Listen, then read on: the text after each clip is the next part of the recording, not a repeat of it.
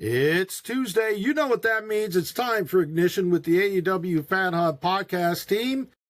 We're coming to you live on X and on YouTube. And of course, in a few hours, you'll be able to listen to the audio only podcast on, Spotify, Apple Podcasts, Amazon Music, Audible, wherever you listen to your podcasts. We got a lot to talk about tonight. And I think this is going to be a really fun show. Hope you guys enjoy it. If you're watching this on YouTube, go ahead and make some comments, chat with us, because we'll see it. We'll give you a shout out. We'll answer your opinions that you post. So here we go. I think where I want to start, guys, there are a lot, and I do mean a lot of, I'm having a technical issue here. Hold on a second here. There we go. Right. Live TV. What can you do, right? I'll tell you what. There's been a lot of movement in AEW over the last, several months, but literally the last week there's been quite a bit as well. I mean, when you think about it, Tony Khan has said that David Zaslav, who is the president of Warner Brothers Discovery, gave him a gift that Tony Khan plans to use in the next short while, I guess. I don't know what that means. Has he used it already or whatnot? Tony Khan also made a post this week where he said that he's got some plans to move the business along. And I think, and there we have EP show. Conrad, our buddy Conrad, he just did the EPW show just did their the award show for 2025, encompassing all of professional wrestling. I don't want to give it away, but you can go on at EPW show on YouTube, and you can watch the show in its entirety. Of course, after our show is over. Conrad brought up. Conrad, you're more than welcome, of course, to hop right in with us. What did Conrad mention? International media deals, ? I forgot that you guys can't see it. Yeah. But I am putting it up on the screen so people that are watching on YouTube can see it. Yes, we had that. We talked about this last week, all the factions that are being kind of built with at least one woman. There is one faction, the Don Callis family, that does not have a woman on that yet. But what do we think? There's so many. What does the recent AEW signing spree mean? But there's so much to it. That let's explore it. First of all, what do you guys think of the signings? And the next question in addition to that is, what do you guys expect in releases? We already lost Powerhouse Hobbs, and I have to say the AEW Fan Hub community has been nothing but, we're going to miss him and we wish him well. What do you guys think about the signings and the losses that we've had? Well, I guess I'll start on this. Go ahead, Rollins. Because Powerhouse Hobbs, really upset me. I would have loved to have seen him get a reign as AEW World Champion. I know that's a bit of a hot take, but, I felt like he never really got pushed into the main event scene. And from what I saw of him in these higher profile matches, whether it was against the likes of Hangman or against Moxley, he was able to hang with some of AEW's top contenders. And I would have loved to have seen him get even a few months, Maybe he won it at Revolution and then immediately drops it at Dynasty. Okay, that's fine. But for him to not be even pushed into that spot just didn't sit right with me. No, I agree with you. I mean, he definitely could hang. Anybody else have any comments about Powerhouse Hobbs before we talk about the signings?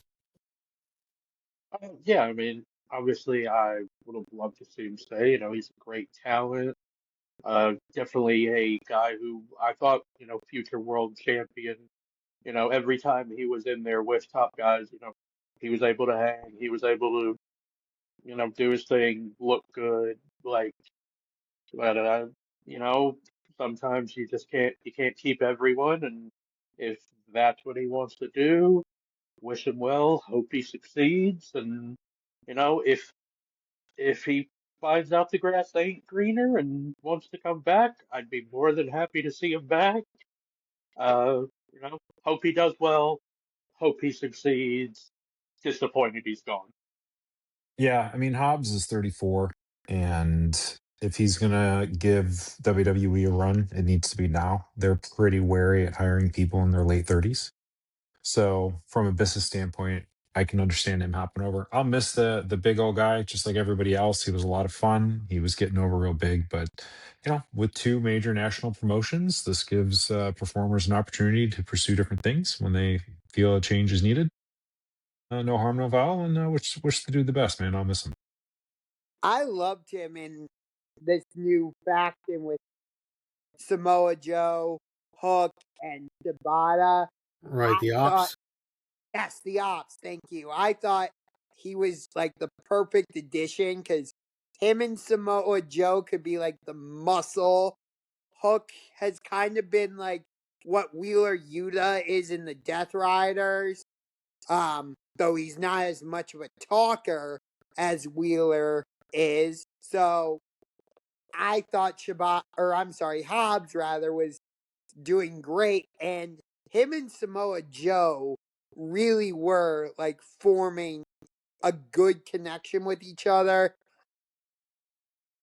So I wanted to see more from Right. that group. MK, do you have any opinions on this? Yeah, I really think it's in his best interest to go ahead and go to WWE and do his thing. I think he was never going to be top guy over there, but I don't think he's going to be the only one leaving. I think Anna Jay may leave, and some other ones who have more connections over there, and they need to. If they're not going to be used, why not be put on NXT? Why not do something better with himself? But what I hear, Tony tried to keep him and gave him more money, but I think he just wanted to do his own thing, and I don't blame him. Yeah, I did hear that AEW did offer him quite a bit of money. EPW show says that he liked Hobbs since the AEW Dark, and then he went on to say, I hope he got the bag. So, yeah, I do too. Look, Hobbs, one of the things that they did say about Hobbs leaving AEW is that it was done, and this doesn't surprise me, it was done very amicably on excellent terms. Barry, you mentioned that Hobbs is 34 years old. Mhm. He actually turns 35 on Friday. So Then even more sense. Yeah. happy birthday to Hobbs. Good for him. Look, AEW fans can tell when a guy or a woman is a jerk and when they're not. Powerhouse Hobbs never seemed like a jerk unless it was in character, because he was a snarling, mean, big, black and jacked guy. His lip curl was great. Yeah, he had the best snarl in the business, I'm telling you, or he has. Yeah. But I've said it before, and I'll say it again. And I said it recently. I honestly, if I had an opportunity to sit down to dinner with one of the AEW wrestlers on the men's side, it would definitely be Powerhouse Hobbs, because he just seems like a nice guy. He does. I mean, I don't know. He could be a jerk, but I sincerely doubt it. He just seems like the kind of guy that I would want to sit down and have a dinner with. But look, let's talk about why we're talking. MK, you brought up Anna Jay. Um, yeah, it does look, with all the signings, it does seem more reasonable that Anna Jay might also be gone. I mean, AEW doesn't, I don't want to say they don't need Anna Jay, but they do have options now, with these new signings that they've had. Uh, who else? It could be, I could think of like Danhausen was more than likely Yeah, leaving. Danhausen's on his way out. Private Party, Private Party's on their way out. I would say Ty Mello. I don't think they'll re-sign her either. you know? Anna Jay, to your point, no. I mean, really, what? And I don't mean this derogatory towards Anna Jay or Ty Mello. And this is what you kind of hit on. There are so many bodies that, unless you're a top star, if you've been there 3 or 4 years and you have not cracked that top spot, and you're not an upper mid carder by now, Right. it's probably best that you try something new anyways. Like that's again, I come back to a point I made a moment ago. It's why having more than one major promotion is important. People can stagnate through no fault of their own, and going somewhere else and getting a fresh start can sometimes be exactly the shot in the arm they need for their career, and it helps them break through barriers. That could be the case for any of them. I think in Danhausen's case specifically, I thought it was a stupid signing when Tony made it. I think it's a stupid signing now. I think it's stupid that he's kept him on contract doing nothing with him for this long.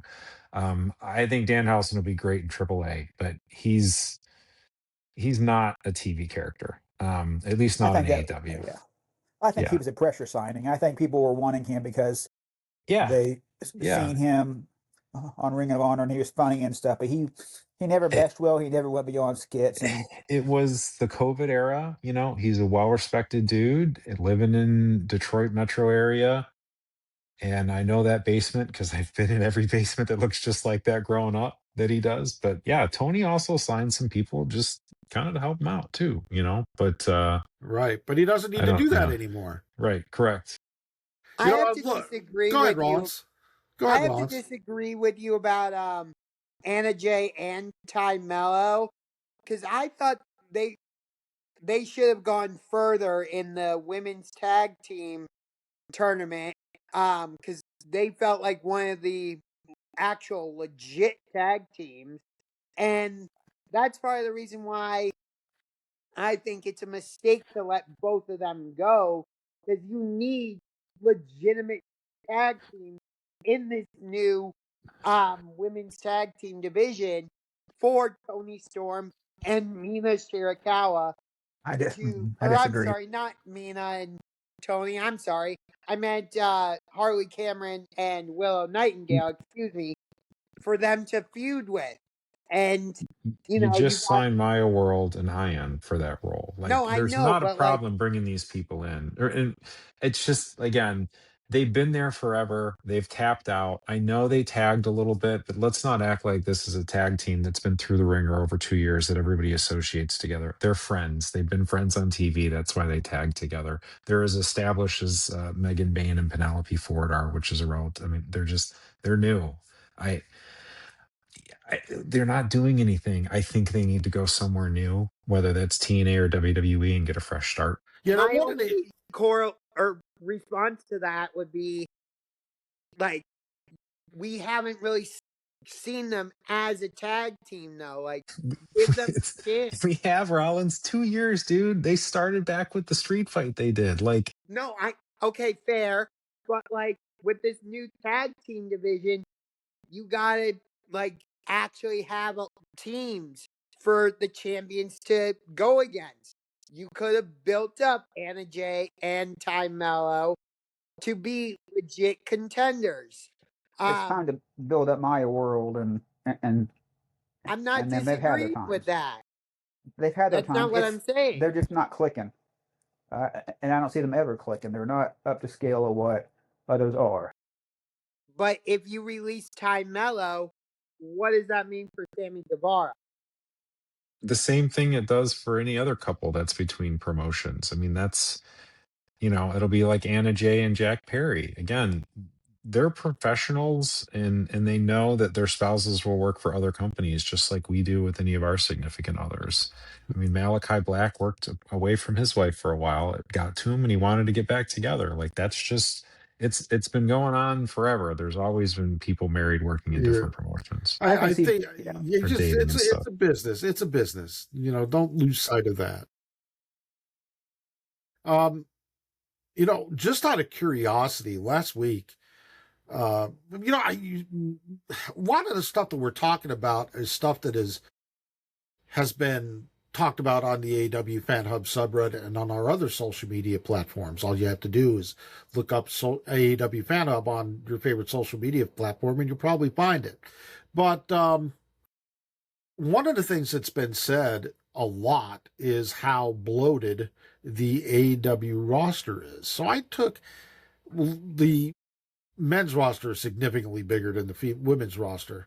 But when I took the AEW roster of women and the AEW roster of, I mean, the Ring of Honor roster of women, it came to about 41 wrestlers.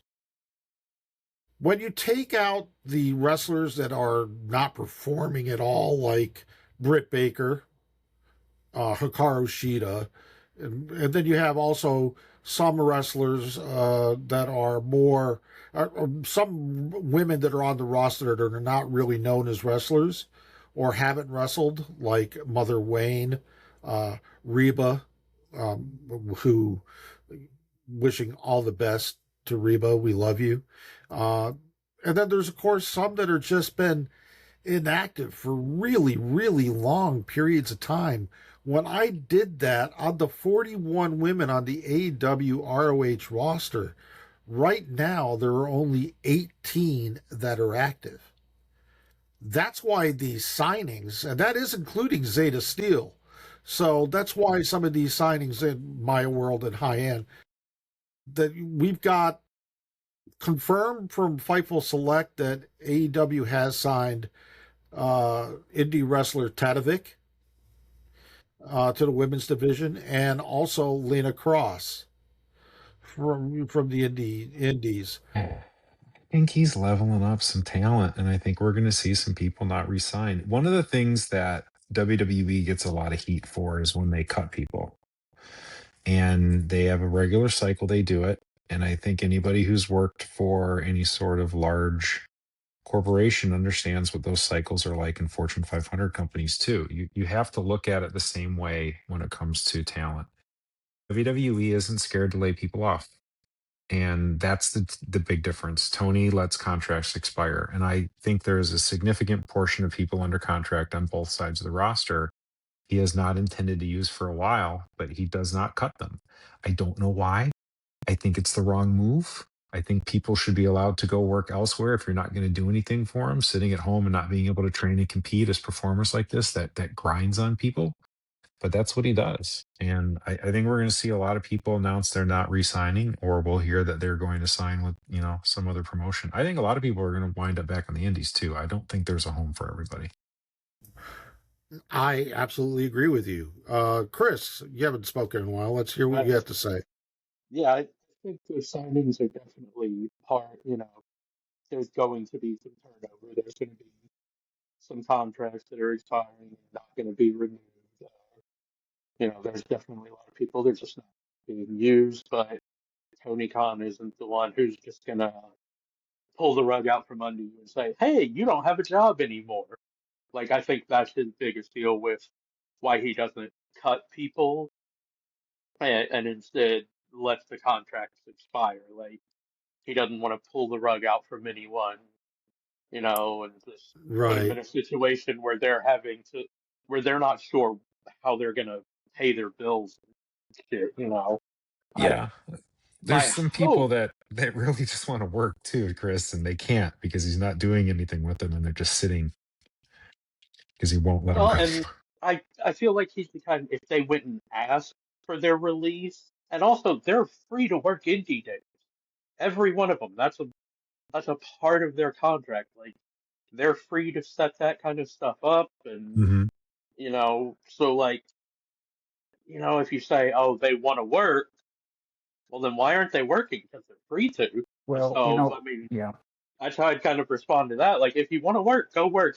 No, He's that's a good literally point. paying you and giving you the option to still do other stuff if he doesn't have anything for you. Like, I I that's think always been my MK, MK. problem. I think MK MK had was something trying to to chime say. in. Well, look, I mean, it's one of those things where Danhausen he wanted to work, but I think Tony tends to punish people who act out, and there are some people who act for their release, and he's fine with. But if you act out the way that Danhausen did a little bit, and if you act out the way Phoenix did, uh, then you kind of have to wait it out. I don't know what's going on with Anna Jay, uh, but like Tay Mello and stuff, I just I think she'd be better in CMLL because they may need people like her. But Tony has to realize this is a business, and yes, he doesn't want to release people, but sometimes you need this influx of mix people up and freshen people up so people won't get bored with the women's division, especially. And I think there's a few signings that'll be great. Yeah, we talked a lot about the women's division, but we would be remiss if we didn't talk about the men's division as well, because AEW just signed Jordan Oliver and Alec Price. We just signed or confirmed the dual contracts of Hechicero and Mascara Dorada, as well as Persephone, of course. I wouldn't be surprised if maybe Mystico got a dual contract. I wouldn't be surprised if women like, I don't know, Catalina and maybe even Olympia got a dual contract from CMLL. You also have the Rascals that were just brought in. Mm-hmm. And then don't forget, I did read where, we talked a couple, I don't know if it was last week or a couple of weeks ago, but we were talking about the demise of Bullet Club War Dogs. Of course, Clark Connors and Finlay and I can never remember his name, but it Gabe doesn't matter. Kidd, Drilla Maloney. Maloney. I can never remember Maloney's name. But anyway, I did read where they are exploring dual contracts with them. Also, don't forget that Takeshita, his dual contract with New Japan was set to expire at the end of this month, but it was announced that he did sign an extension dual contract with New Japan. So he's going to be with New Japan for an undisclosed period of time. I don't think they disclosed the length of the contract, but it's probably going to be about a year. I think that was what his last one was. But again, we've got a situation here where, Powerhouse Hobbs, Private Party, you never know, guys like Peter Avalon. Mm-hmm. These are guys that probably won't be around much longer. And you also have to consider that, FTR, their deal is coming up, and they specifically said in the ring that when this deal is over, that's it. They're retiring. I doubt that. I doubt it too, but They're too young. I doubt it too, but they may. But again, AEW is building. And the one thing that I really like about it is that they're building younger. I mean, Zeta Steele is 22, and she's already really pretty for her age. I mean, I mentioned this on the AEW Pan Up subreddit. At 22, Julia Hart and Sky Blue, Zeta Steele is every bit as good as they were, maybe even better at that age. Yeah. So are we thinking are we thinking he's going to get serious about getting people reps in Ring of Honor and broaden that, getting it out from behind the paywall and running it as a show on YouTube? That is Because what I'm there's hoping not for. enough TV time for everybody. Even if they do roster management, and Tony knows roster management, he's run sports teams. They don't have enough TV time for everybody, and that's always been an issue. So even with people leaving, them really focusing on younger talent, and Kelson, I've picked up on that too. It's a lot of young people they think that are either already great workers, they can grow into great workers. What do they do with everybody? Because I think they've got a good core of folks on TV now. It feels well fleshed out and pretty deep. There's not enough time for other folks. So You Right. could bring back AEW Dark and Elevation. True, but you never know. If that's even a possibility. Look, when you're talking about younger talent. Maya World was just named Fightful's Independent Wrestler of the Year. They congratulated her in a Yep. really great way, saying congratulations and not being eligible for next year because she's been signed. But again, AEW is building a better roster, but they have. I don't know. I'm just saying this out of my ass, but in my opinion, they have to release some of these people that they're not using. There's no sense in putting money in other people's pockets when they're not on the shows. Yeah. I am hoping that gift you mentioned that Tony Khan said he got earlier. My hope is that gift is a TV spot for Ring of Honor. Yes, I hope. Put it on True TV. You know, hey, you put in Practical Jokers on TBS now, so you have the space. You're not constantly running marathons with that. Give them a 2 hour block on True TV Thursday night, Friday night, whatever. Don't be Tuesday night would disrespecting work. my favorite show on put TV, him put him Impractical up against Joker. put him up Hey, no, against no, I love Impractical Jokers. It's put him on great. Thursdays Like, up against TNA. yeah, You know, you could. I, They I get about don't the same think. ratings. Yeah, if you probably. put to Chris's point, if you put a 2 hour block of Ring of Honor on Thursday night TV. You know what else is on Thursday night right now? TNA Impact. Yeah. That would be counter programming to the utmost. One of the There's too much things, wrestling on TV. Like yeah, think about this, Kelson, for a second. We'd have this. This is what a week could be, right? You have Raw on Monday. You've got NXT on Tuesday, Dynamite Wednesday, TNA Thursday, SmackDown Friday, Collision Saturday, sometimes pay-per-view Saturday, sometimes Saturday Night Main Events, Sunday, sometimes pay-per-views. Like, there's no off days. Where do you put Ring of Honor on TV? Like, Yeah, I don't I know mean, where it goes. Thursday put night, it on keep it where it TV, is. yeah, go against Do you TNA go head to instead of head? Like, NXT. I mean, like, No, TNA starts at 9 p.m. Eastern time. Ring of Honor starts at 7 p.m. Eastern oh, time so on Honor seven run Club. 7 to So 9, have them run it from 7 to 9. or maybe an hour, eight to 9. You know, Maybe that gift that David Zaslav gave to Tony Khan is a temporary thing, a spring series of Ring of Honor on True TV, as Chris said, or even Yeah, TNT. You never know. From 7 to 8:30, 7 to 9, 7 to 8. You never yeah, know. I think 7 to 8:30 is probably the best, but yeah, I mean, the other thing you have to keep in mind is that Ring of Honor announced that at the end of this month they're doing a Global Wars with MPX, yeah, which is the promotion that's run by Athena, which I love that they're doing that. And then about a month and a half later, I think it is, they're doing a show with Maple Leaf Pro. Maple Leaf Uh, Pro in Windsor. Yeah, yeah, and that's Global two Wars shows, I Canada. think.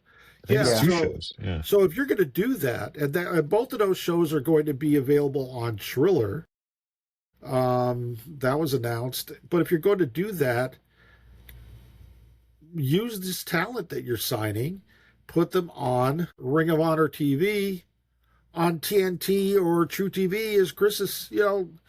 This is good stuff. And we've seen Ring of Honor post full episodes on YouTube. Sure. You put it on Max. I mean, they already have uh put it on there somehow on Max, and it could be recorded, and then later on people can watch it throughout the week or whatever. I mean, Max is the Well, perfect home yeah, for it. yeah, I that's mean, put it assuming on they'll Max pay or put for it it. on Honor Yeah, Club. they got to pay for it. That's the thing. Tony ain't gonna give that for free. Well, you're paying Yeah. for Max already, so might as well put it on Max if you have it already. Well, the other thing about Max is that just this past, I think this last week, within the last 2 weeks, Max became available in 8 more countries. And I believe it's March, maybe it's April. They're going to be available in the UK finally. So I read something right before the show started, Kelson, and that triggered a memory. Um, I don't know what's going to happen with Max, and this maybe is a topic to discuss on next week's show. But Max goes with Netflix, and TNT and TBS stay with WBD. There Right. is no universe where Netflix renews any AEW programming. I just keep on So, seeing conflicting so reports on that. even if they split, it was in their statement today. They clarified that it's going with Netflix. It goes with the Netflix portion, specifically because people were confused. So even though Max is going to more markets, I don't think it really means anything for AEW long term, because they're going to lose that outlet as a streaming partner. I hope not. That's one thing I can watch it on. Yeah, I know. I much prefer it over Hulu. The compression on Hulu is just really bad, but on Max, it's just crystal clear. It's great. Well, that's something we're just gonna have to wait and see, because Yeah, I mean, by then WBD may come out with not a new HBO Max type of app or service, but maybe do uh, an app that combines things like True TV, TNT, TBS, and makes it more accessible to domestic and international yeah. viewers. All my IT peeps know the executive that says, "Well, we'll just clone all the systems and do a lift and shift.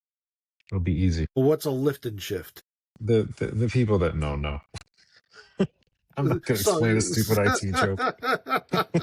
They know what I'm talking about. okay. Yeah. All right. Well, so we've talked about the new signings. We've talked about potential releases.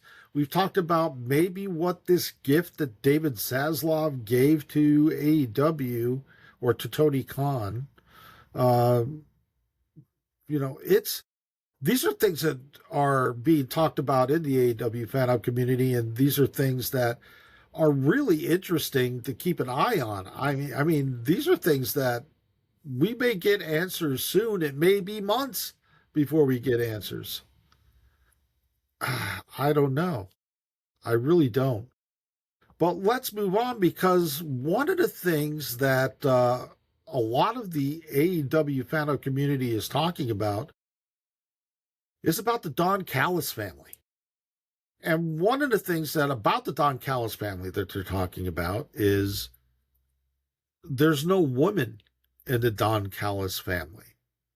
Before we get into the Don Callis family and Death Riders that are set to collide this week on Dynamite, and it looks like this may be, from what people are saying, they really want this to be an ongoing program. They don't want this to just be, okay, they're going to have this match on Dynamite and then it's going to be over. But let's address the women that go on to what woman could be in the Don Callis family. I'm leaning toward Lena Cross. Deanna Perrazzo. Deanna Persephone. Purrazzo. Persephone? Anybody else with an idea? Rollins? Chris? Don Callis is not going to bring a woman into his family. Don Callis only likes big, hard, sweaty men. Well, that Yeah, seems like a personal issue. but Rocky's a little guy. He's a little guy. Well, here's the thing about what you just said, Chris. Don Callis is a character. Tony Khan is the one that may put the woman into the Don Callis family. Don Callis doesn't have a say in Eh, it. Rollins, you're going to say something? I mean, my best guess would be Deanna, but I just can't see somebody like Persephone or one of these younger girls like coming in and like just being like a straight up badass in the Don Callis family. Well, that's why I was saying Lena Cross. Lena Cross is not Lena young, Cross works. you know. Lena Cross is bigger as far as she's taller than Megan Bain. She's not doesn't have I think she's like 20 pounds lighter than Megan Bain. But Lena Cross is imposing. So Lena I mean, Cross is a good pick too. yeah, just- that's why I went with her. somebody to like counteract Marina Shafir, because she's been awesome since coming into He the should Death steal Rider. Denali story. The story Denali. Yes, yeah. I can't. I'll bet it's started. Actually. Yeah. Yeah, What's her background? I'm not too familiar with her. What's her Story background? Denali is a volleyball player. She's the volleyball model, right? Okay, right. I'm not sure about the modeling, but okay. but she's a volleyball player, fairly new to wrestling, and basically that's it. She's what premier athletes is who she's teamed with now in ROH. She is not. She's had since December. I think she's had like 5 or 6 matches, but they've all been intergender mixed matches. So kind of like Marina. Kind of like that. Whereas, I spoke about Lena Cross and Tatovic. Tatovic is 36 years old. She's got a wealth of experience on the indies. Very experienced and could step in. I like the Persephone thing with the Don Callis family, because when you look at the Don Callis family, you've got Andrade El Idolo, you've got Hechicero, you've got El Clone. El Clone. I mean, that's Lucha Division. It's like their little wolf pack in the or LWO. Yeah. And yeah, you could include Rocky Romero in there too. So yeah, I'd like Don to bring in a female, and I'm using the character Don. Clearly, Tony's the creative here. I keep saying, like you said, it's clearly we know. I'd like them to bring in a female character into that's more than just the wrestler.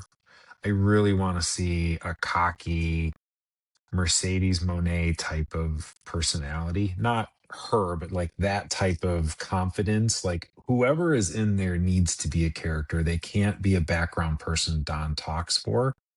I think that's kind of some juice. Otherwise, it's just going to be another body. Yeah, oh, it's a woman, but it's like you got an opportunity to do something here and make somebody. That's kind of why I was focusing on Peraza, but there's Lena Cross would be great too if she can talk. I think it needs to be somebody who can talk and really separate themselves as more than just a body in the family, because they'll be the only one, and you can really showcase that. Barry, I'm going to throw another name out there. Somebody that was just announced that they are back in training and are traveling with AEW.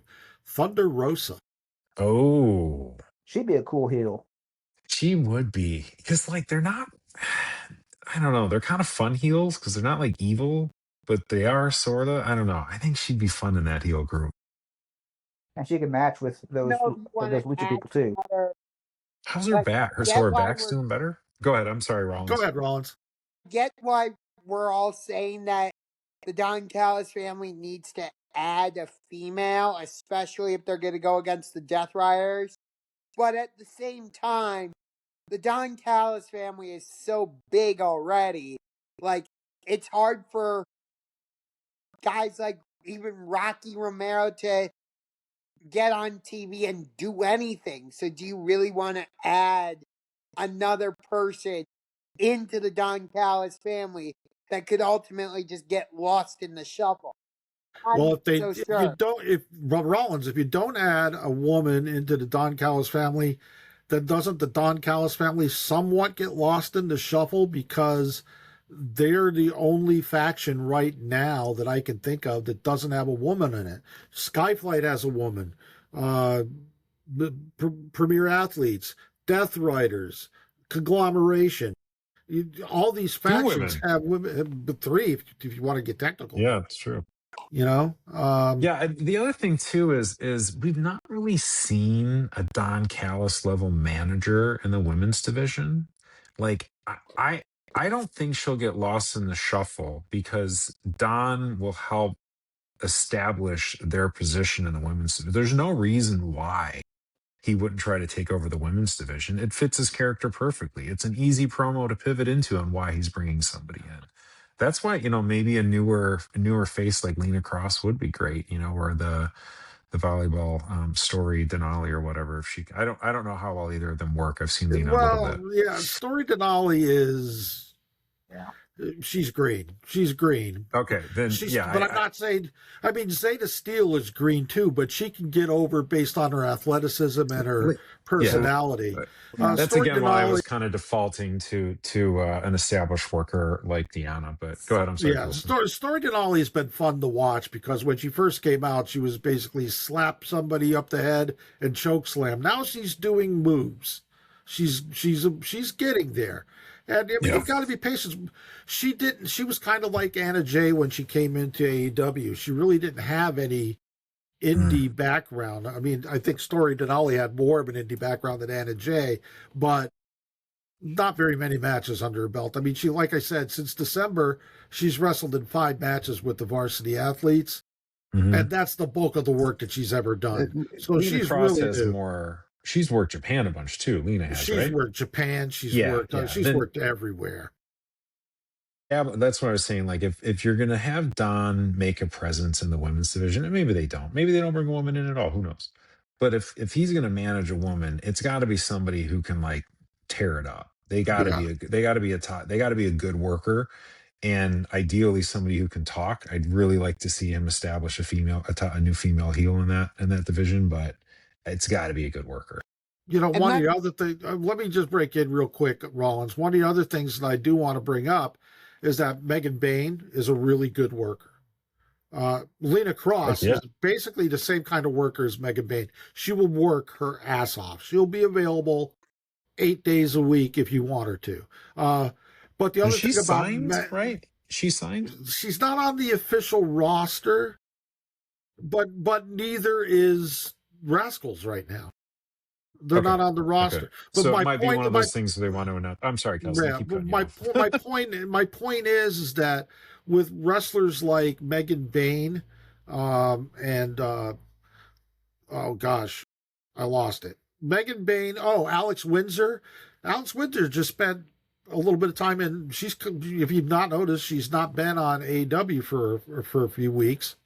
I want her back on AEW. She's been Mercedes was great. Yeah, but she's been over in Stardom. Why not just keep sending Story Denali? Why not send Lena Cross? Why not send Tatovic? Thunder Rosa is coming off of injury. She's going to be a little bit, rusty. Send her over to Stardom. Get them to work and make them ready for primetime TV. That's my point. And just to be clear, I'm not saying I don't want a female in the Don Callis family.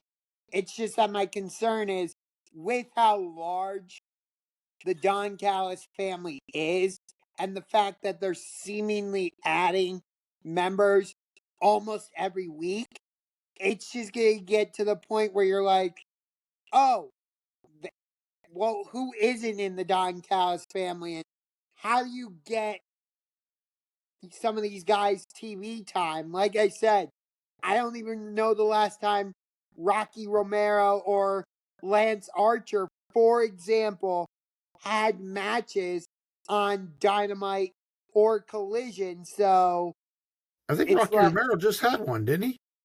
Yeah, I think he was part of the trios match on Collision on Saturday. But you get what I'm saying. No, I get what you're saying. I do get what you're saying because guys like Lance Archer and Rocky Romero have been more in the background. Exactly. Literally in the background, kicking security's ass as the other guys are talking in the forefront. I mean, the whole end goal of this has to be AEW versus the Don Callis family. Like, the Don Callis family just gets so big that all of the other groups that hate each other have to band together to fight those assholes. I think. I just Go I ahead. think Go I ahead, don't know. Barry. So Don Callis is the model for the Don Callis family heel stable is to get talent over and cycle them out as baby faces. The first one they're doing it with is Takeshita. We're already seeing the seeds planted with Fletcher whenever they pull that. They're going to do something, but that's why they're doing it. People are going to be leaving the Don Callis family soon, and so that's why there's some new people that are coming in. It's not I going to get like agree. an NWO style. That's not the point of the faction. Yeah, the other thing is that look, we just had the whole Death Riders thing that went on for the better part of a year, and frankly, AEW did not band together to fight the Death Riders, at least not effectively. And the Death Riders, to me, were more dangerous or more of a threat to Yeah, AEW than the Don Callis family. Where Don Callis family is kind of a, we're bad guys. We like you to say, F Don Callis and F Wheeler, no, not Wheeler Yuta, but boo the hell out of Okada and Takeshita and Fletcher and all the other guys that are in the Don Callis family, but you love them at the same time. With the Death yes. Riders, you were like, you just did not like them at all. You just did not want to see them succeed at all. Whereas if Takeshita wins a match, you're going to cheer for Takeshita. Same They're thing with very much Okada. Bobby Heenan style lovable heels. Kelson is what that stable is like. Yeah, They're the lovable heels. yeah, and that's just it, And I mean, how can you take a group? How can you be intimidated by a group that is led by a guy who literally has a vagina on his forehead? Seriously. Figuratively, but No, I think it's literally. I really hmm. do think I really do Yeah, I mean think they're I not I, evil. I think it is To your literal. point, like the Death Riders did some evil stuff as a heel group, and Oh that was the yeah. type of heat they got. The Callis family's never done anything like that. Now I could be surprised, and they could, other than the Uh, screwdriver, like they're lovable heels generally, and that's kind of the point of their group. They're just bad guys. But is That's that the do way we it's going to completely stay? forget I about think so. what they did to Kenny before All In? I mean, they beat the Hitting him in the ever-loving gut. shit out of. They beat the ever-loving Well, shit out of yeah. him, Or what drove him about through a when table, Don sent him to Callis the hospital. completely screwed over Kenny Omega in the steel cage match against John Moxley? Yeah, but that was Yeah, I mean, they've done so plenty of evil they have shit. one evil thing they did to Kenny. That can you think of another one? Because I got like That six with the Death Riders, and constantly they've been around beating half the people time. down for no reason. They just beat up That's innocent just being a jobbers. heel. It's just being a heel. That's not evil. Yeah, it's Putting a plastic bag over somebody's head is evil. Trying to yeah, drown Okay. them is evil. throwing people downstairs is evil. Throwing Yeah, people but into a flaming okay, table is evil. but Darby Allin is supposedly a face, and he's thrown people downstairs. He drugged someone, put him in a body bag, and drug him along the road. So I mean, we're gonna say all But these he things was are a evil. heel. Darby That Allin was a is an heel. evil son of a bitch. Darby didn't do that to good guys. Darby did it to a bad guy to Exactly. get revenge on something the bad guy did. Yeah. Baby faces can't do evil things. They can only do bad things. He, he attacked Pac first I'll and allow tried it. to break his ankle. It was a But cheap shot. Pac is a heel. Yeah, he didn't attack another baby's Right. face. It's open season, man. I forget about And listen, I don't wrestling make the life. rules. All right, Good I don't guys make the can Yeah, rules here. good guys can do whatever they want. Bad guys can't do anything. exactly. That's the way wrestling has always been. I, I should have remembered that. That's my fault. My bad. Chris, And you can do a wait, for run in as example, a heel. wait, It's what different about this between though? The screwing fact somebody that out of a pin and then like running them over with a truck Hey, or and I what setting was a them on face and fire. I was a face and I kicked people in the balls all the time. Did they but what deserve it? about like what happened at Sure. Wait, Yeah, World's there you go. End let Sorry, where Rollins Rollins. Go talk. ahead. Let Oh, Rollins talk. yeah. what about what happened at World's End where Okada used the screwdriver against Takeshita Kyle Fletcher was going to do the same thing to Moxley, but oh no, the screwdriver isn't there. But they were all heels. Even Yeah. Moxley, really. They're bad guys. They're Look, supposed to do that. if I was ever arrested for manslaughter and I had It's to their stand before, job to be if I bad had, guys. if I was arrested for manslaughter and I had to stand before the judge, and he said, "How do you plead?" I'm going to say babyface, and he'd say, "Okay, charges dismissed." I mean, seriously, Yeah. babyfaces can get away with He had- anything He had in it coming. wrestling. He had it Really, coming. and the only time that a babyface can't get away with anything is when they're turning heel. And That's then it. the tiniest little thing is just horrible, awful, evil, and everyone is going to judge them. Yes. If they accidentally hit a ref, they're just traumatized and emotionally distraught for months on it. Yeah, don't even get me started on the disqualification from last week. Yeah. Oh my God. I was like, bumped into a woman. That's Oh, no. getting disqualified? You're kidding me. Well, all the stuff that goes on in AEW, you're going to get disqualified for that. Okay. Any rate, the Don Callis family's great. If you hate the Don Callis family, you're a weirdo. They're great. Yeah, okay. But now we've got the Don Callis family facing the Death Riders. We've got Rocky Romero, we've got Lance Archer and Hechicero against John Moxley, Daniel Garcia, and Wheeler Yuta. And like I said earlier, I hope that this is not a one-off kind of thing. Okay, we won. We're the champs of this little faction war. See you next year. I hope that this is something that builds and builds and builds for a couple of months, and we see it culminate between the Don Callis family and the Death Riders at Double or Nothing in Anarchy in the Arena. If you're smart, notice That eliminates me right away. This is the appetizer match. Mox is the biggest name in this match. These are the lower card guys, right? And I don't mean that in a negative light, especially for Garcia and Wheeler, who are working hard and will get their day. But the other guys are lower card guys. This is the first match to kind of build that momentum, Kelson.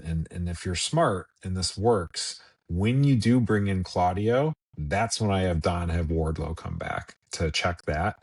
And then you have Pac come in. He's going to be paired up against, you could pair him up against Takeshita or Kyle Fletcher, if they're still in that. Like, to your point, Kelson, you slow roll these matchups and kind of get these rivalries going, and you can build a couple programs out of this overall feud.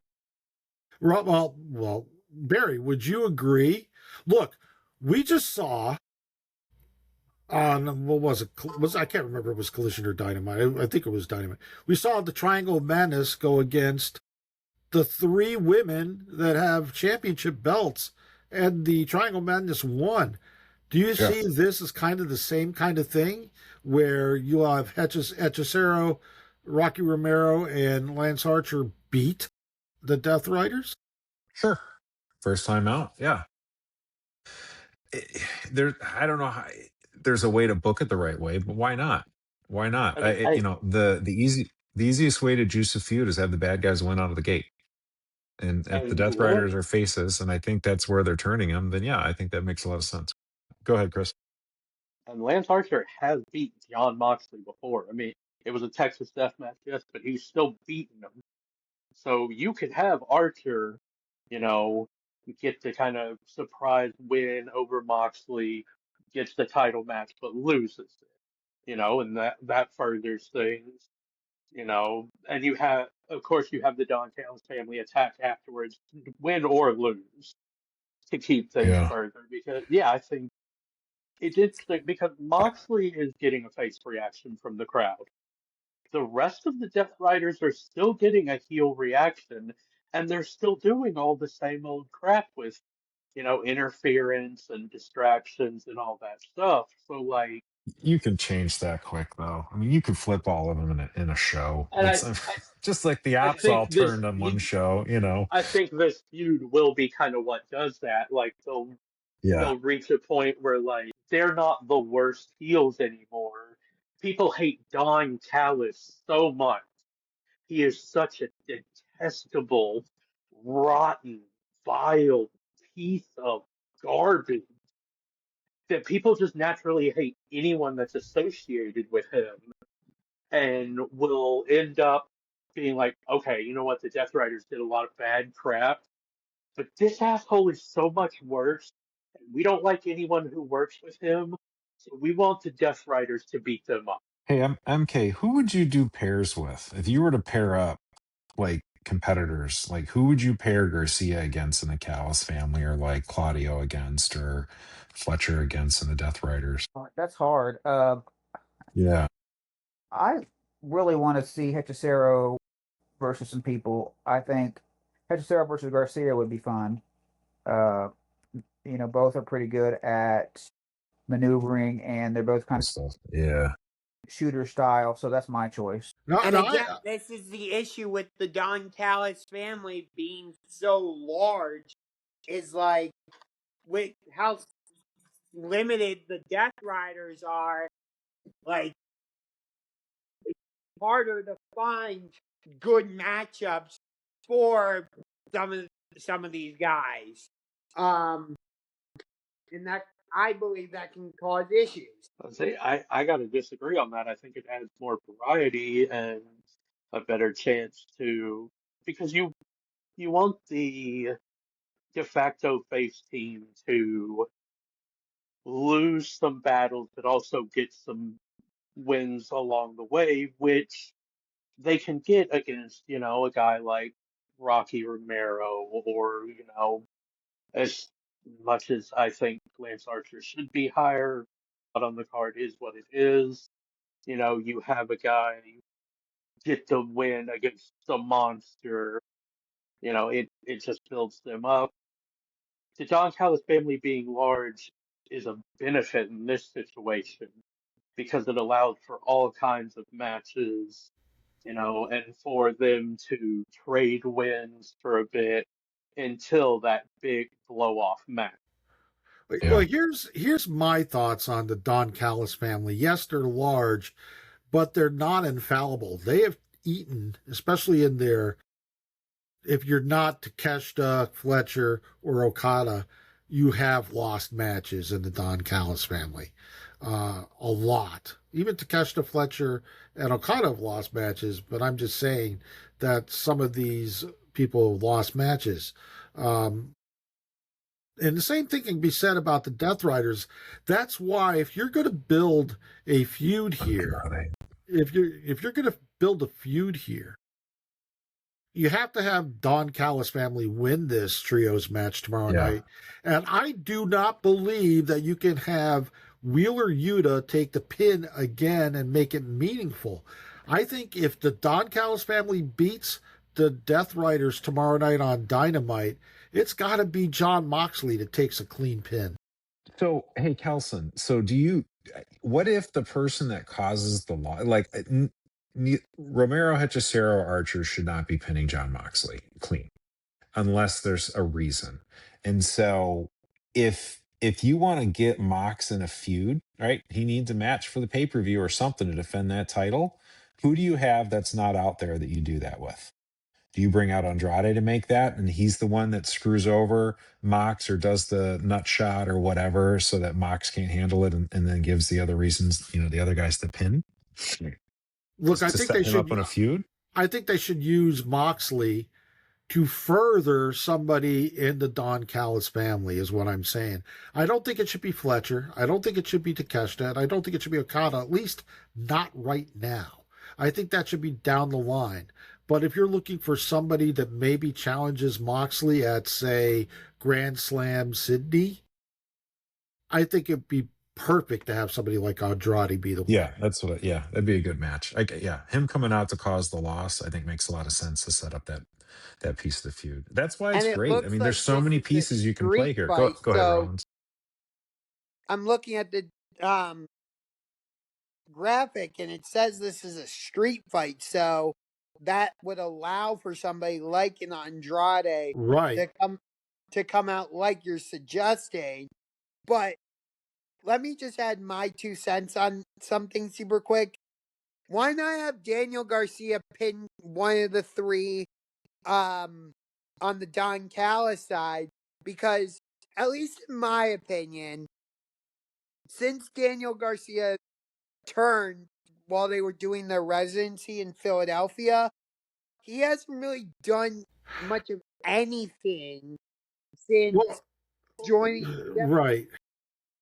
Well, let me answer that. I said that if the Don Callis family wins, they should pin Moxley.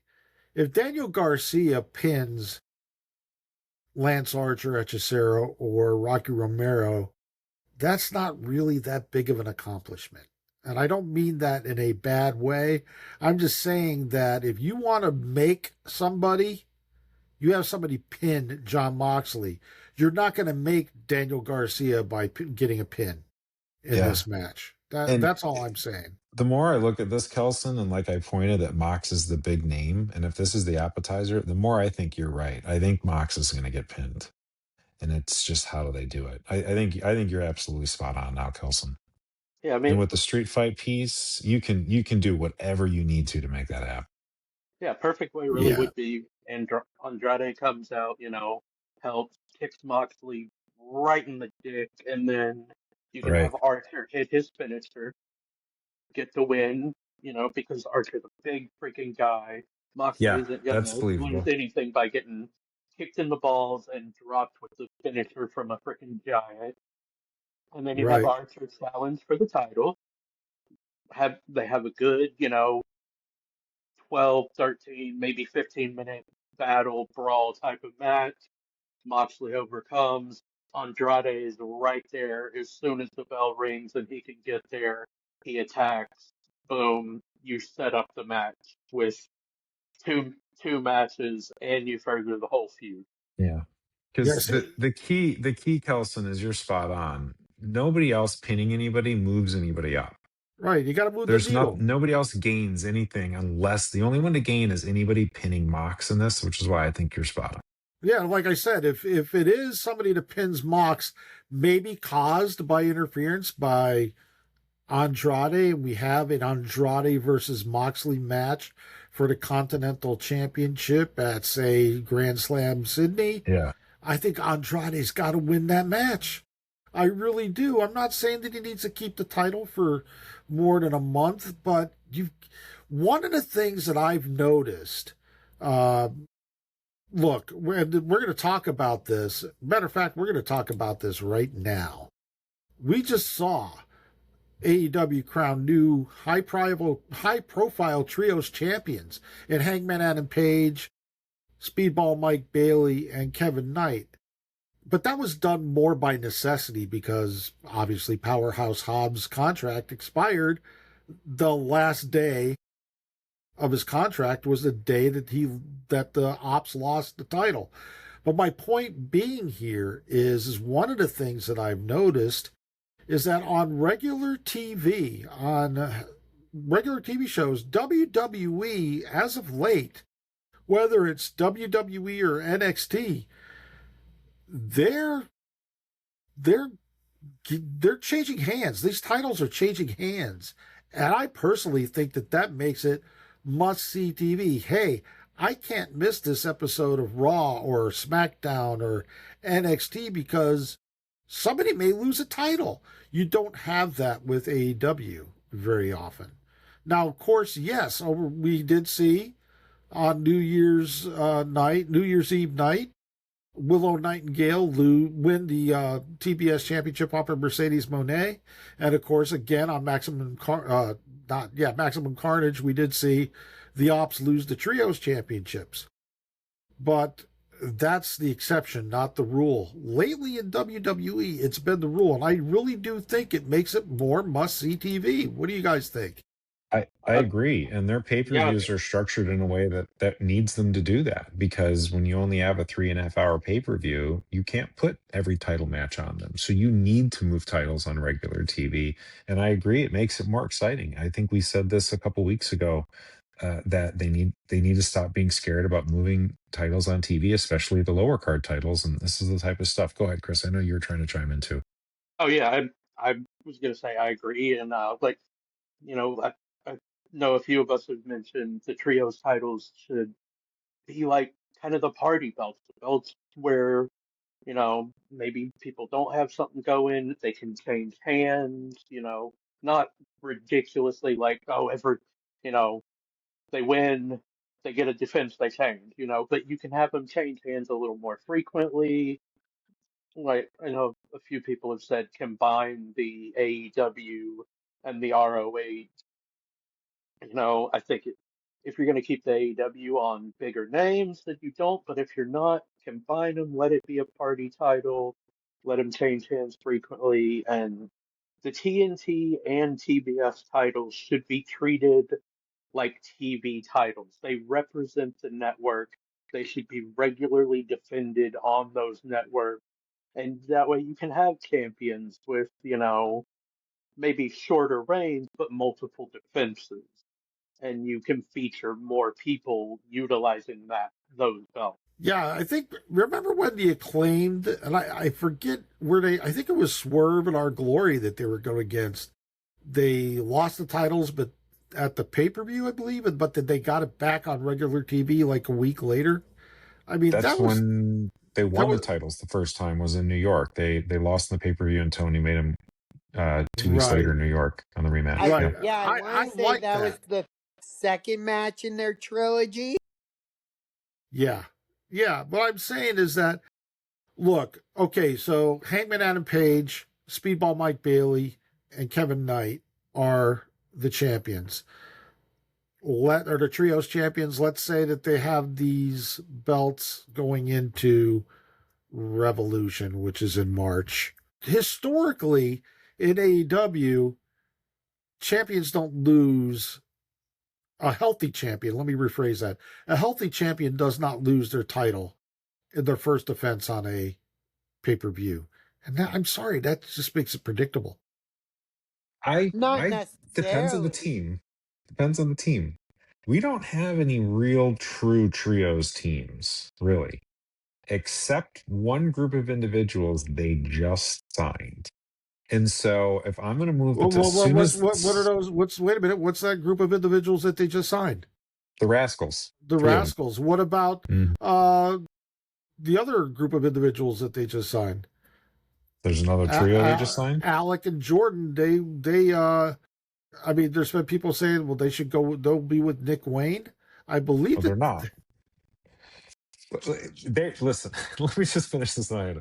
They put the Rascals on TV, right? We know there are trios. Okay, the team that has the trios belts, as much as love Hangman and Jet Speed, they're not a team. Nobody's expecting them to do a long run. It's not a Brodito type of situation. This is a win that needed to happen. It was fun, and you know what, Kelson? I think move the titles again quickly.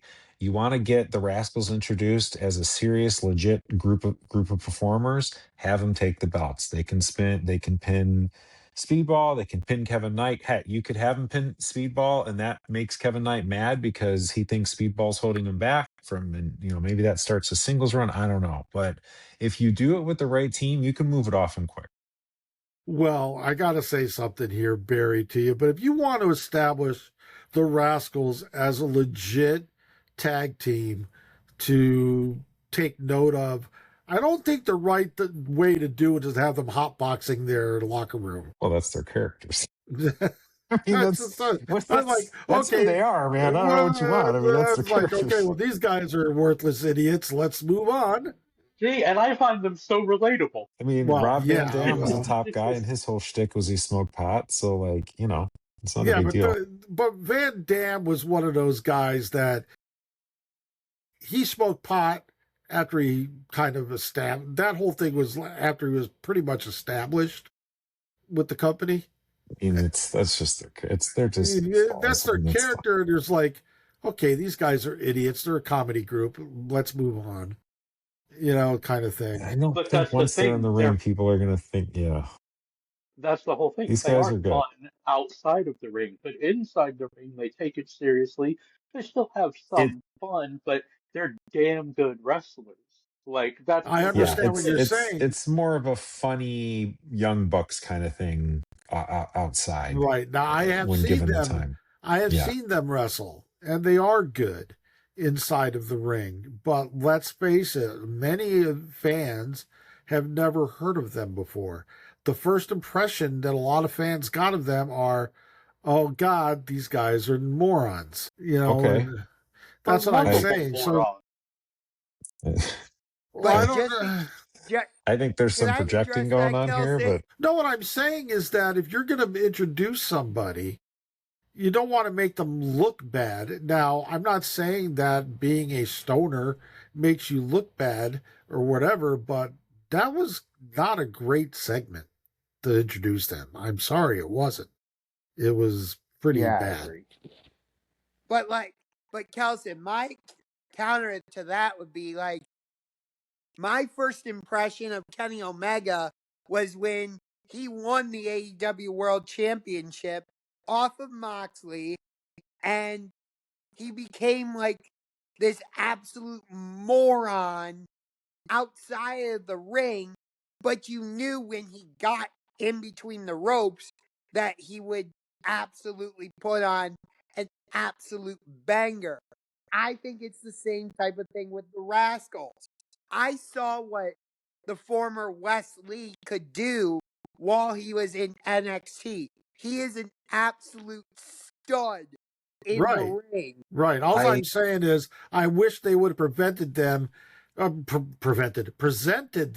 as studs and then done the stoner thing. Okay, lovable studs. Now they're just, right now, for people that have never heard of them before, oh, they're just a comedy stoner group. That's all I'm saying. Until you see them in the ring. Until you see them in the ring, but I think they should have done the in-ring thing first, is what I'm saying. I agree because I I don't know think who it's they are. And important yeah, that we met them as characters first.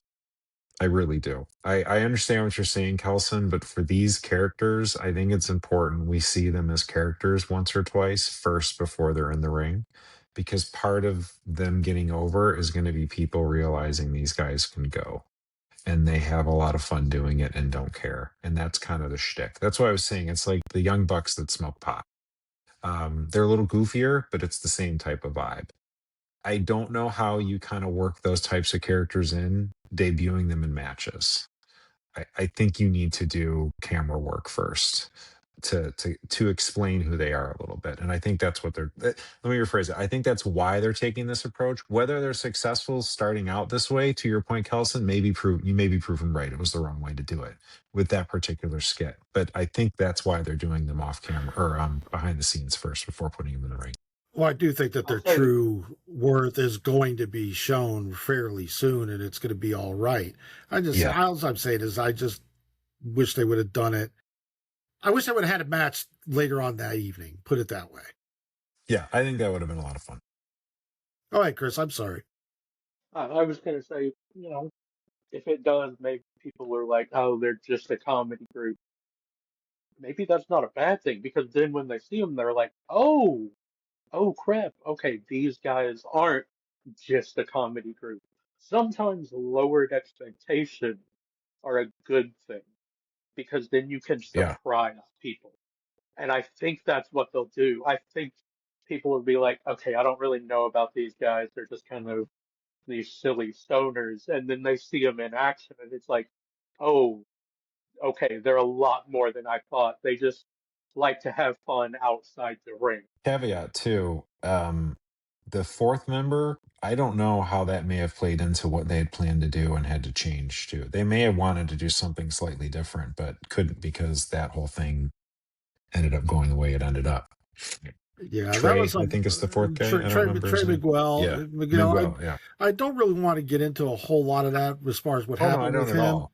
Yeah, I mean, but it seemed like it was, from what's been reported, is kind of like a Jay Briscoe thing where he said something in the past that should not have been said, and even though he apologized profusely, this was not an AEW call. It was not Right. anything but a WBD call. Yeah. So hopefully it'll work its way out.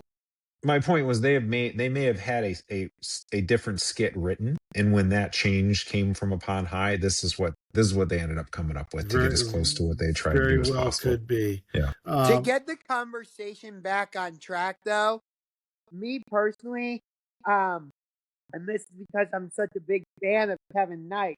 I love that he got a championship.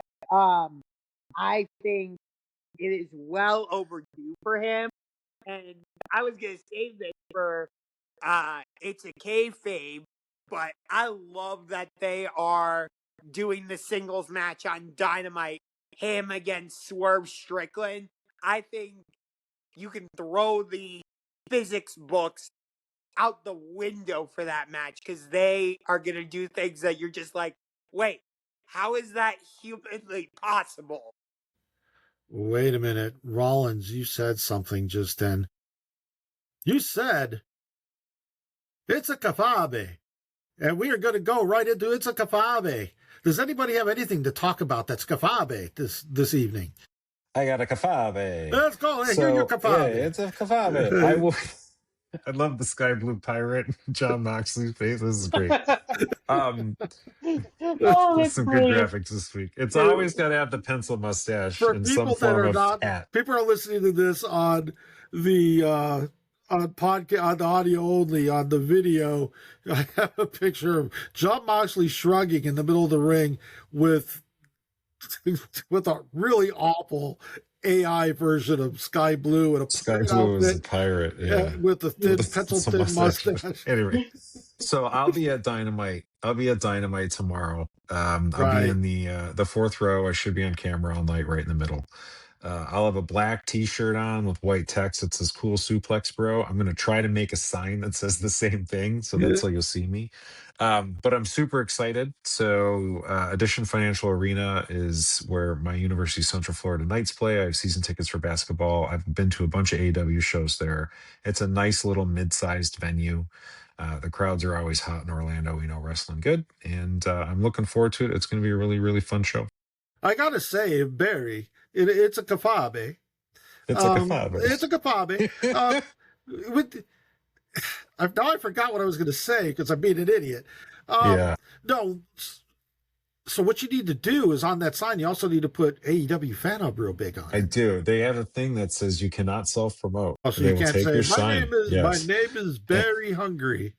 Now, if I had another sign that said, you know what? On the other side, it'll say, it's a kafabe. It's a It's a kafabe. That's what I'll do.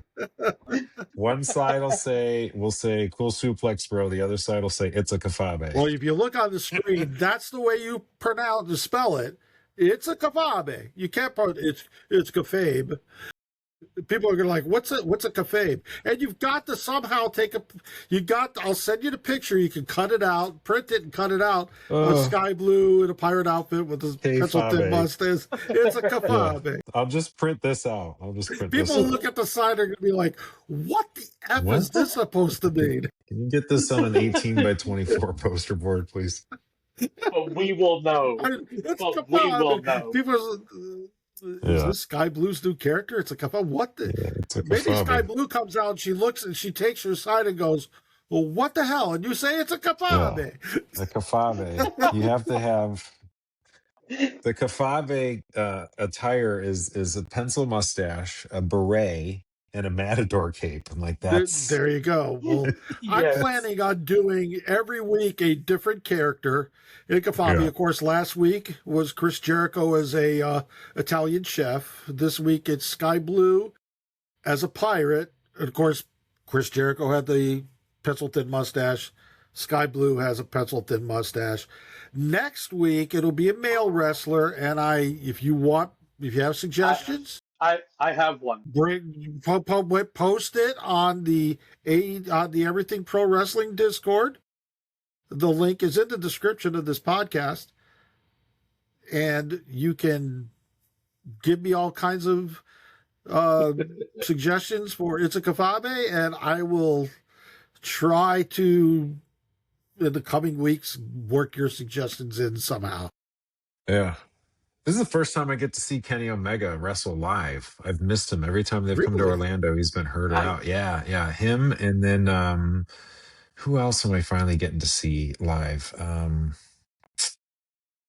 very jealous that you get to see Tony Storm. I haven't seen Tony Storm wrestle live. Get to see that Swerve Strickland versus Kevin Knight match. Oh no, wait. Did I see? Yeah, no, I saw Tony Storm. No, I didn't. I guess she wasn't on the. Never mind. I'm rambling. But Omega was the big one on my list to get to check off. So does anybody else have it? It's a kafabe. We have to Well, I keep the kind list of going. addressed it. Okay, go ahead. Okay, the one simple New Japan Roundup. We have brand new, never open weight six-man tag team champions in Bolton Oleg, Hiroki Goto, and Yoshihashi. Brand new number one contenders for the IWGP heavyweight tag team titles in Shota Umino and Yuya Uemura. And the finals for the Young Lion Cup are set with Katsuya Murashima.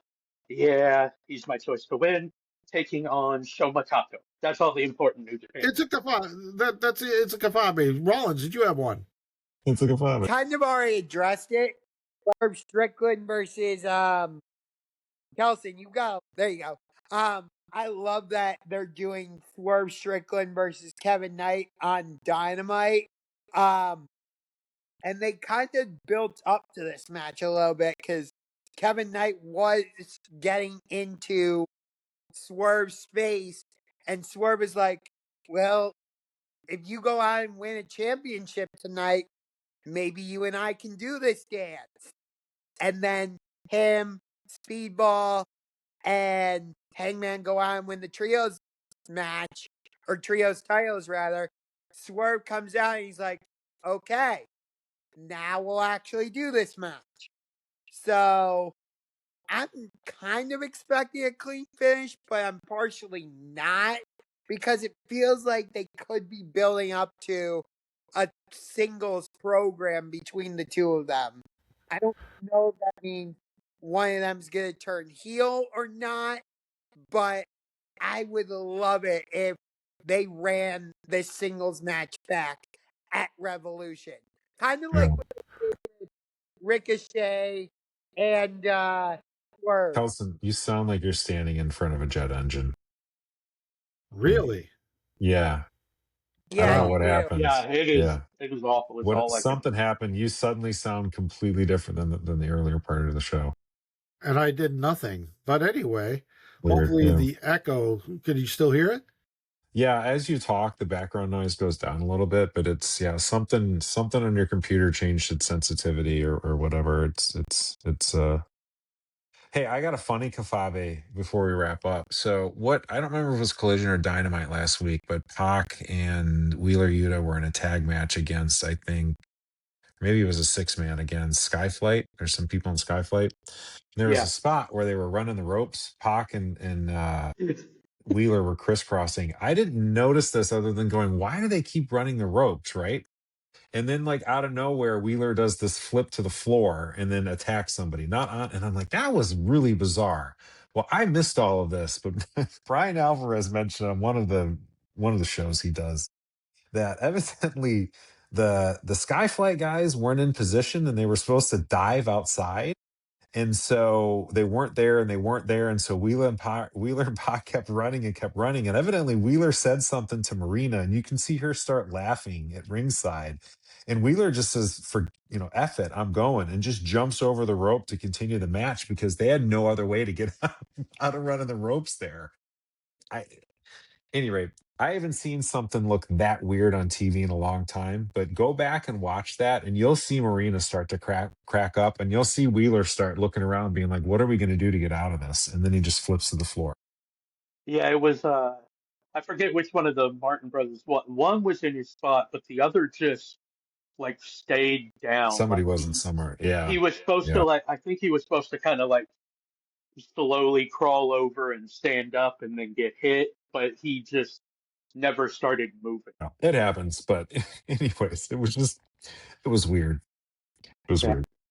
I have one thing I think could be kind of fun, kind of silly. I put on a random playlist the other night, and it made me think about like alternate themes for wrestlers, like where it could just be any song, you don't have to worry about rights and blah blah blah. This is literally just fun shit. I have three. Give me more if you guys are into it. The Joker for Orange Cassidy. Joker, Smoker. I think it kind of fits them. Mm-hmm. I'm not okay for Darby Allin because that boy ain't right. He's freaking insane. Mm-hmm. And then, of course, Jungle Jack Perry wants to show you that jungle love. Oh, we. Like I said, it's Those are dumb, interesting but picks. I Well, thought it was fun. Barry, am I still having this background No, noise? No, you sound like you did it earlier. Yeah, you sound like you Okay. did before. I don't know what Okay, happened. I don't know what happened either because nothing was going on. I do have one a little. It's a kafabe. It's a And kafabe. then we're going to wrap it up. As you probably know, if you've been paying attention to particularly Reddit, Maki Ito has joined Stardom, and recently she was paired with Kikyo Furusawa, who is a younger wrestler who is similar in Maki Ito only in the way that their gear is pretty much alike. Their personality is totally different, but they paired them together in a tag team this week. They come out together with Maki Ito's Brooklyn the Hole entrance theme. Maki Ito comes out, she's singing and she's dancing, and Kikyo Furusawa in a brilliantly awkward manner tried to keep up with Maki Ito singing and doing all the dance moves completely out of time. It was awkward as hell and hysterical. You've got to go online and watch just the entrance. You can just look up Maki Ito and you'll find it. It is funny and it's almost uncomfortable how bad Kikyo Furusawa is at dancing. It's I watched unbelievable. It was so freaking It's great just because like she's trying, but she just doesn't have it. But she keeps trying so hard, and she I'm keeps like hoping, wondering what the hell Maki Ito's doing because nobody knows yeah. what Maki Ito's doing but Maki Ito. I was watching it and I was embarrassed for it first, and then I was like, wait a minute, she's meaning to do this is Kafabe. She's meaning to be awful, but maybe she isn't. It's a Kafabe. It's a Kafabe. Yeah, so we'll be looking for Barry tomorrow night with his it's a Kafabe sign. Well, I'll see what I can do. I gotta get the poster board. I wasn't gonna make a sign, but maybe I have to now. You have to now. That's hysterical. It's nothing will beat the time I got my more like CM Cuck sign on TV a bunch of times when they were here for Dynamite. Well, that's a great song. Oh my God. Oh man, it boy. was so good. But I got it on a couple times. But anyway, look, watch tomorrow night after Dynamite. EPW show on YouTube will be doing their Dynamite post show. Those are always fun. Conrad and the boys. I don't know whose partner is going to be tomorrow night. They always do a good job. They're very funny. They're really, really good at interacting with people who talk to them on YouTube. So go on the EPW show at EPW show on YouTube, and please, by all means, go on the AEW Fan Hub on YouTube if you haven't already done so. Drop a like on our videos, subscribe. It really helps us. We just started the YouTube channel. I think right now we've got a whopping 18 subscribers. Our old YouTube channel, which had like 4,000 subscribers, got accidentally deleted by us. It was nothing that YouTube did. It was a mistake made by AEW Fan Hub. Nobody that's not me, and it's nobody on this podcast. But yeah, it was deleted. We lost all of our videos that we had done. We had hundreds of videos, and we lost them all. And I apologize for that. So we're building back up from scratch. We will be back with this show, Ignition, Tuesday night, as we are every Tuesday night at 8:45 Eastern Time. Guys, thank you for watching. Guys, thank you for participating in the podcast again. Barry, have fun tomorrow night at AEW Dynamite. It's a Kafabe. It's a Kafabe. Second time before. Good night, everybody. All right. It's a good night. Good night, everybody. Yeah. Good night, Eddie Kingston. Good night, Eddie Kingston.